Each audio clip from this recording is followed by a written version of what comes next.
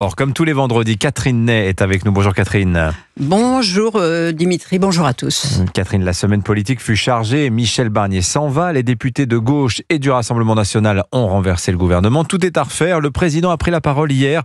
On a vu un Emmanuel Macron que vous avez jugé tel qu'en lui-même. Oui, finalement tranquille, bonne mine, mais peut-être grâce aux éclairages et tout ça.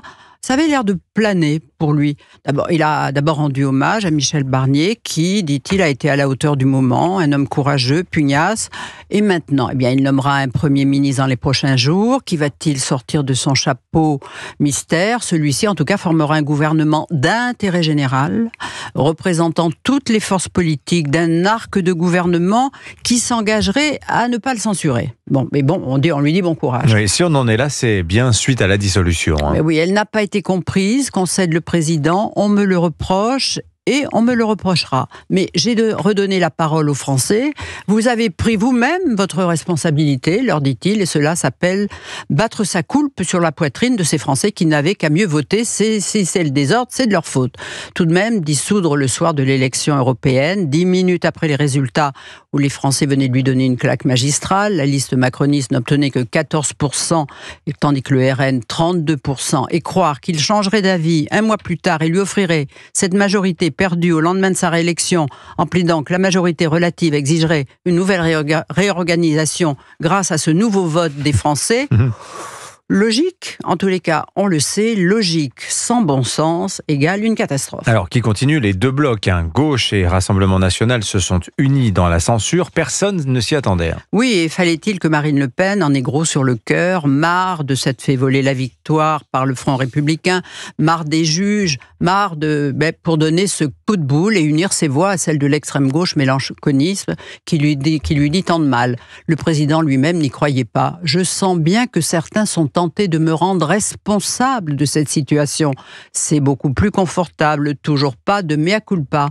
Il y a du désordre, la faute à qui? À ceux qui font tomber le budget quelques jours avant les fêtes. Ceux qui ne pensaient pas à vous, les Français, mais pas du tout. Mais à l'élection présidentielle, c'est leur cynisme qui engendre ce chaos. Je n'assumerai jamais, dit-il, l'irresponsabilité des autres, pas plus que la sienne, vous l'avez compris. Alors Emmanuel Macron, en effet, exclut de démissionner. Oui, exclu démocratiquement pour 5 ans.